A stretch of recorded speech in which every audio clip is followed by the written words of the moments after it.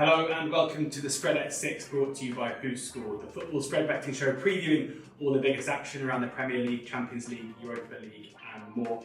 Each week we have a football betting guru on to discuss the upcoming weekends or midweek action. This time it is weekends, and I'm delighted to be joined today by Jack Wright.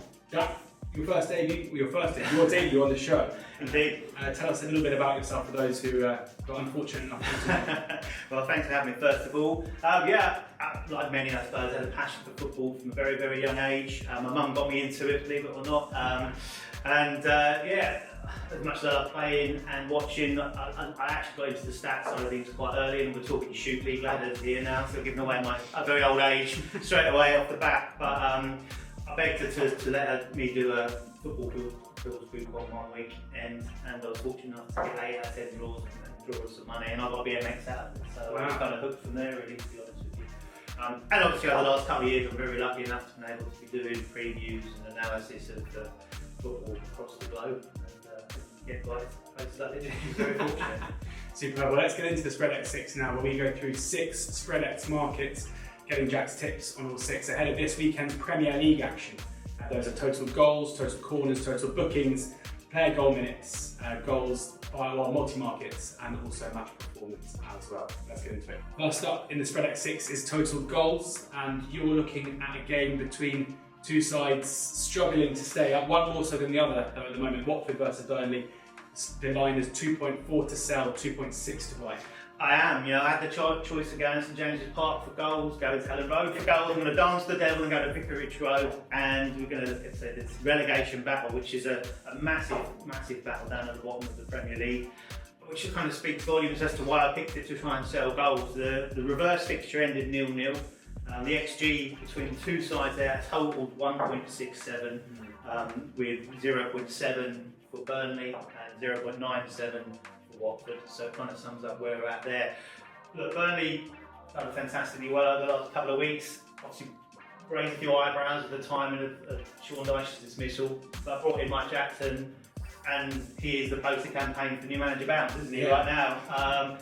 7 points from his 9 games, 9 available, 2 wins and a draw. So got them out of the bottom 3 at the expense of Everton, of course, and now 2 points clear of the drop zone. Question is for me is, how are they going to change their strategy? They've obviously gone and won a couple of games now at home. They're now away. Are they going to go and maybe think, as much as we needed a win prior, are we now going to be looking more in the case of not losing and kind of consolidating that position? So saying that, there's no worse side at home than Watford. They've only picked up 7 points and scored 15 goals from their 16 home games this season.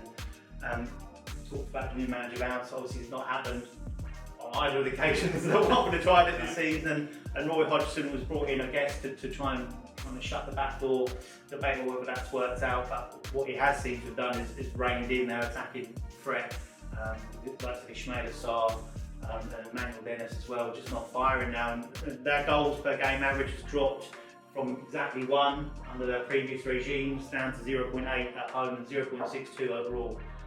So on that basis, with those two clubs with so much at stake, and the Burnley defence, strong as it is, with Collins coming in, replacing me, making a seamless transition, I'm happy to sell the goals. Because we're getting the 0-0 draw on our side, 1-1, 1-0 either side, and 2-0 either side. That will be the favourite outcome of the game. Yeah, fair to say Burnley as well in a position now after their 7 points where a draw isn't a bad result for them. Exactly right. They'll sit on anything that they get. Looking at total corners now, and Jack, you are a Norwich fan. Exposing you there. We'll see you next season in the Championship. You travel, Dean Smith's Norwich travel to Villa, plays very close to his heart. You're not going to try and predict what happens here, even if it might spell relegation for Norwich. But the corners market. The corners market, let's talk about something cheerful. Yeah, let's go to the corners market. So, yeah, as you mentioned, Dean Smith obviously going back to his old club with that threat of relegation if the results go against them. But Norwich been in last chance saloon now for a long while, and long since called last order there, but they're still fighting, and a good result here potentially extends the season for at least another week. The way I've got to look at it, for me, Aston Villa have got a massive opportunity. Stephen Gerrard's obviously gone quite public with the fact that the playing staff have got to kind of play for their futures in a large part of that. guess the pressure's on him a little bit as well. He's got to back up what's been expected of him over the opening weeks of his reign, and hasn't improved too much since they did get rid of Dean Smith. There is a website called Along Come Norwich, which basically says is that a plug? It is a plug for them. If you need a result, if you need a striker to score a goal, blah blah blah, Norwich team to go to. So on this basis, I think I'm expecting Villa to go all guns blazing. I watched the game against Tottenham, their last home game, and they absolutely smashed Tottenham off the park, certainly in the first half, but ended up on a 4-0 defeat. You just saw the result, you think they've been wiped away. Yeah. But 7 shots on target first half, but they forced 9 corners that day. And I'm expecting more of the same against Norwich. Reverse fixture, 17 corners in total, 10 for Villa, 7 for Norwich. The last time Norwich yo-yoed up into the Premier League, there were 13 at Villa Park and 16 at Carrow Road. And in fact, the last 6 meetings between the two clubs have seen 12 or more corners. Corner-ico. Corner-ico. Got it. Hashtag Corner-ico. Yeah, Look forward to that trending over the weekend. So yes, on that basis, Norwich conceded the second most amount of corners in the Premier League away from home, 7.25. Actually goes up to 7.6 just under Dean Smith's reign. So on that basis, 6 of 8 for Norwich. The last away games have gone over the 12 count. 3 of 5 from the last Villa home games gone over the 12 count. And the other 2 hit 11, so we would be on a minimal loss if it did go wrong. Let's hope it doesn't. Let's hope it doesn't. Well, we're buying corners at 11.2. 11.2 buying corners there. Bookings now, and it's back to a game we previewed right at the top of the show, Watford versus Burnley. Remember, in bookings, it's booking points, so 10 points for a yellow, 25 points for a red, 42 to sell, 46 to buy, and you're buying. I'm definitely buying here, yeah, absolutely. We've said it, relegation, 6 point, a vital game for both sides. In essence, realistically, whatever the result, there's going to be someone fighting for something here. If Watford take the lead, they're going to be looking to hang on to that. As I said, they've lost their last 10 at home, so they're going to be absolutely hell-bent on anything to hold on to those 3 points if they get their noses in front. And we're talking delayed goal kicks, delayed throw-ins, time wasted, so on and so forth, and a few of the dark arts, I'm sure. And the same goes to Burnley. If they get in front, or even realistically, as we mentioned, a draw's a good result for them. So we should see that prevalent there. All we needed for this game was a good referee, and we have got a good referee. Perfect. Yes, indeed. Who is it? We've got Craig Pawson in charge of this one, and I think he's kind of a referee that flies a little bit under the radar. He's not the household name of Anthony Taylor, or Michael Oliver, or Mike Dean, of course. I had to mention him before he retires. But to put this into context, from his 23 EPL games this season, he's given 101 yellow cards and 2 red. But he's the only referee in the Premier League to actually hit the 3 figures mark and raise his bat so far for his yellow card, no doubt. And so put that into context with Mike Dean, everyone loves to compare that. If Mike Dean was in charge of this game, I think we'd be crawling over ourselves to be trying to buy the bookings points here. Pawson's only had 2 more games than Mike Dean, but he's given out 32 more yellow cards. So that puts it in context just how prolific he is. His averages this season, 4.19 yellow cards per game, so using the 10 points for Spreadex, that works out at 41.9 per game. 0.18 red cards, at 25 points per point. It's at 4.5 per game, so that gives a total of 46.4 as an average for the season. And I think, generally speaking, historical data can go a little bit by the wayside for this kind of game. If he's hitting it as an average, we'd expect a lot more for this game with what's on the line. So a definite buy for me. Definite buy there at 46 in what is a crucial game, and one we've covered twice on the show. Selling goals, buying tickets. Next up is player goal minutes, and it's Newcastle, the informed Newcastle, hosting Liverpool in the early kickoff on Saturday. I'm going to hand this one over to you because I think both Liverpool Twitter and Egyptian football Twitter is going to come after the back of this. Mo Salah's player goal minutes, 33 to sell, 36 to buy. Surely you're buying? I'm going to buy, aren't I? Wrong! I'm not going to buy, I'm selling Mo Salah goal minutes. I actually said that out loud. Yeah. So look, there are several reasons to do that. One, I'm mad. 2, look, it's an obvious risk because top goal scorer in the league, he's proven himself over the last 2 or 3 seasons, in and out, like absolutely phenomenal. But the bare stats of it, if his name wasn't Mo Salah, the bare stats say that he's only scored in 1 of his last 8 games. Obviously played midweek against Villarreal. drew a blank. Still played well, but drew a blank, which is obviously what this is all important. If you actually take penalties out of the equation, where he scored a couple against Man United and he scored one against Brighton, he's actually only scored in one game from open play in his last 14 for Liverpool. Yeah. Fatigue as well, I'm going to factor into that equation. The guy's a machine. I don't know how he does it. He's like flown around the world. He's obviously gone off to AFCON. Played like virtually every minute that they've gone into extra time and penalties in several of their final games there. He's come back. He's gone over to the World Cup qualifiers. Played extra time and penalties in that one as well. Then came back here, played 120 minutes and penalties in the EFL Cup. How it can continue, I don't know. Is he a risk for rotation? Is he a risk that he's going to be Champions League next week as well? Exactly right. Yeah. And he played the full 90 this week with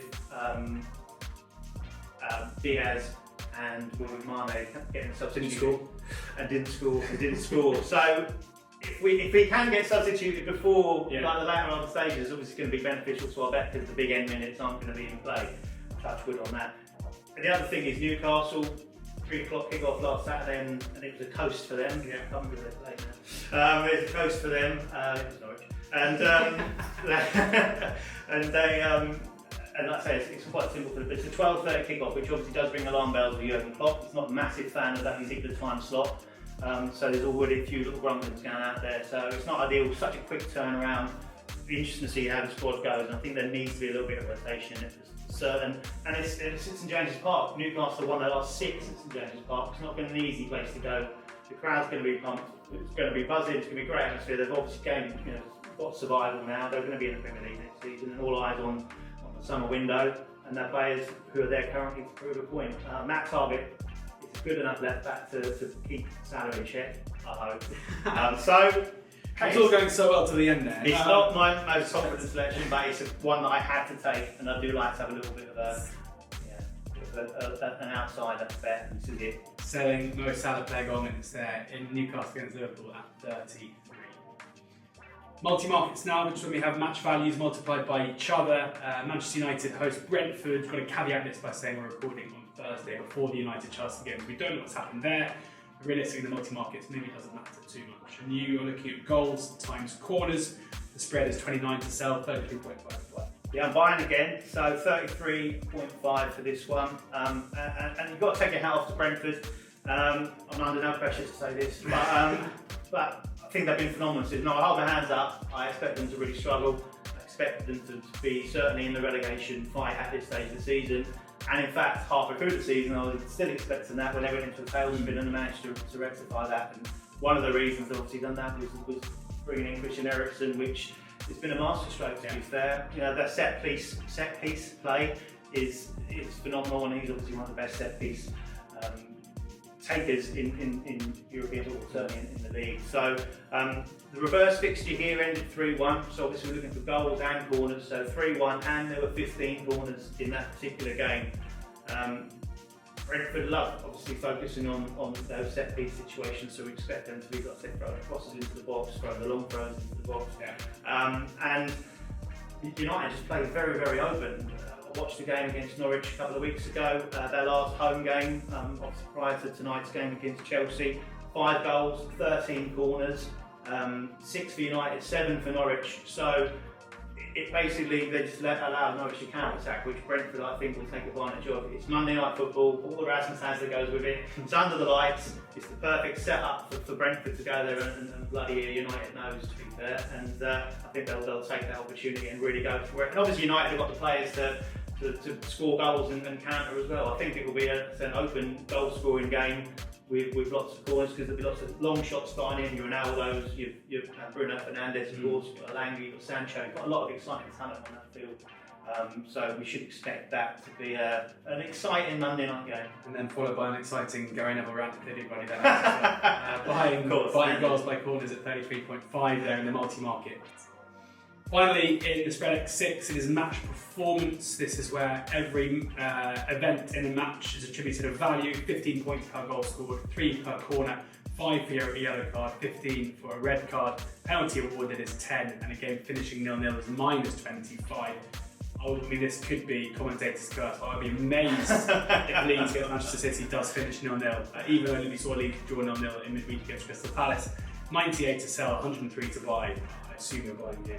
I am buying here. It's a high line, but if it's 0-0, I know where to come. I ruled out the 0-0. That's obviously one of the things. If I'm going to buy, then I need to look at the game that's going to be 0-0. I had to go to Ellen Road for one of these markets. I like him in goal, but the line's high. I like him in cards, the line's high. I like him in corners, the line's high. So I put them all together, and you've obviously got the perfect setup for the match performance. Leeds under Marsh have conceded only once in their last 3, which would ring some alarm bells, but this is Manchester City. And they did concede 7 shots on target against Crystal Palace and more touches in the box than like any of the other sort of under the top 6. So if they offer that opportunity, I think, for this Man City side, then that's danger. Ring the alarm bells. The reverse fixture ended 7-0, so a repeat would, sorry Leeds fans, but would be handy. But not expecting that much, but expecting goals. You know, Man City in the top 2 for goals scored in the league, over 80 goals they've scored, and Leeds up the Norwich are the highest conceders of goals in the league. So that's all set up for that. Obviously, we had the crazy game with Man City and Man Madrid in midweek in the Champions League, which just highlighted it was just kind of a basketball game. We attack, you attack, and you can sense a similar kind of occasion here. Ellen Road again, like St James's Park, will be pumped. It will be packed. It will be buzzing. Leeds are obviously back in the relegation mix, so they've got plenty to play for. Which brings us on to cards, where we should be looking for some cards there. Leeds have been booked more by maybe 20 cards, more than any other side in the league. 93 yellow cards they've picked up this season. The referee is Paul Tierney. There's only one referee, and we know who that is. Yeah. If you're listening. Craig Pawson, who's given more than his 92 yellow cards and 2 red cards this season from 23 games as well. So with Leeds battling for survival, we know that Man City can be a little bit crafty. They know how to win a game, so we should be looking for that, especially with the atmosphere there on a Saturday night. And corners, City the highest corner average away from home in the league with 8.06 as an average. Their game's average 11.5. Leeds' average at home is 10. So I call it the perfect storm of those markets coming together to give us a fantastic chance on that buying the match performance. Perfect storm and a perfect Spreadex Six. Fingers crossed, buying there at 103 in that performance between Leeds and Manchester City. Thank you very much for taking the time to watch this. Thank you very much for Jack for sharing his thoughts with us as well. Do subscribe to the Who Scored YouTube channel for plenty more Spreadex Six content and other preview content as well. As is always the case, fingers crossed, a couple of winners in here as well. Do check out Spreadex now for all of these markets and plenty more, but do also ensure you're gambling responsibly, and remember that losses can exceed the initial deposit with spread betting.